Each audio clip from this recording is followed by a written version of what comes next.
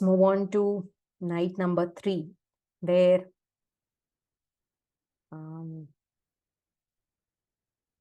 we will talk about discarding other people's tasks. In short, we should learn to mind our own business. So we spoke about the 3 types of tasks, right? Tasks of work, tasks of love, and tasks of friendship.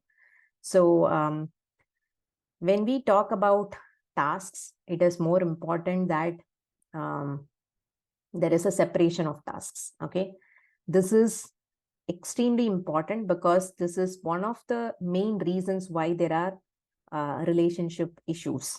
Okay, we start to intrude on other people's tasks, or other people intrude on our tasks. Okay, so to give you a very simple example, so we have this book club. So my task is to,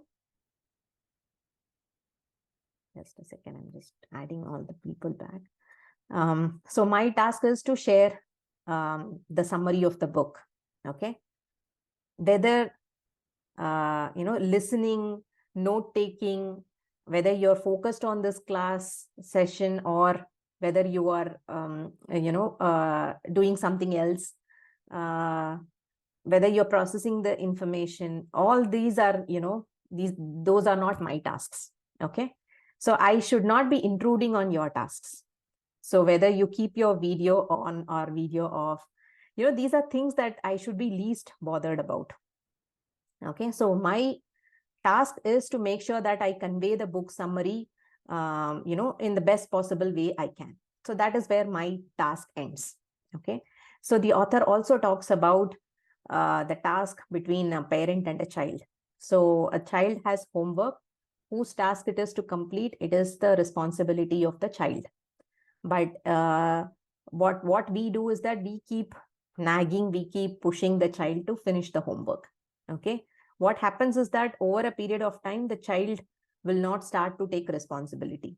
Okay, so this is one other way of intruding on other people's tasks. So first and foremost, discard other people's tasks, and all interpersonal relationship issues are caused when we intrude on other people's tasks or having one's own tasks intruded upon.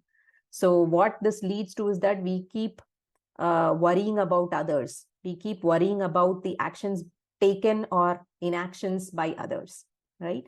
So then our life becomes more heavy, full of hardship. We start to worry about the future. So remember the 3 principles we discussed on Adlerian psychology. Life is simple and we make it complicated. This is one of the ways by which we make it complicated, because we start intruding on other people's tasks. Okay, so the key to freedom. So one way is to ignore other people's tasks, but there are also certain other ways where we could experience freedom. The first and foremost is that deny the desire for recognition from others. Okay, so why do we seek recognition? Because of our conditioning, because of the reward and punishment way of education. Okay, and what this leads is that even in our adulthood, we start to satisfy other people's expectations. We keep looking for recognition, we keep looking for appreciation, and when we do that, we cannot satisfy everybody, right? Even if you do one thing right, maybe one person will appreciate you, but the other person will say you haven't done this. So it is nearly impossible to meet everybody's expectations. So do not live to satisfy other people's expectations, is what the author says. And when we keep looking for this recognition, what happens is that we mold ourselves into being somebody, to be this kind of person that other people or the society expects you to be. Okay, so when we have this desire for recognition, it will make us unfree. Desire for recognition makes you unfree. Like, what a powerful statement it is, isn't it? So, and from where does this desire for recognition comes from? Because we don't want to be disliked by anyone. We want to be appreciated. We want to be valued by everyone, right? It is a natural human need, no doubt about that. But what it could lead is that we would start to look for recognition from every input source. Okay. So I was just thinking, when I was thinking about this particular statement on desire for recognition, if there is a dislike button on Instagram, will we have the courage to share or post as much as I'm doing right now? Will I have that courage? If there is a dislike button, right? Something to think about. So what other people think when they see you is the task of other people, and it's not something that you have any control over. So let's say you you step out, there'll be so many judgments. What they think of you, what they feel about you is none of your task. It is that person's task. So that is something that you have no control over. So now the author comes to this point about real freedom. Real freedom is being disliked by other people.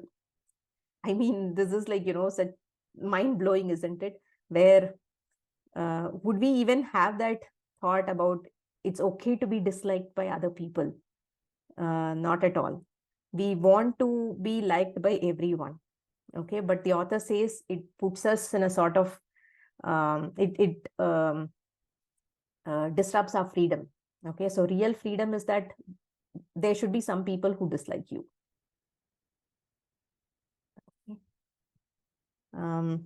So where if there are few people who dislike you, it is a sign that you live in accordance with your own principles. Okay. So don't be afraid to be disliked. So this is where the author comes to this, the title of the book, The Courage to be Disliked. Okay. So how do we get that courage? We need to live our life according to our own principles. Don't look for recognition from others. Don't look for appreciation from others.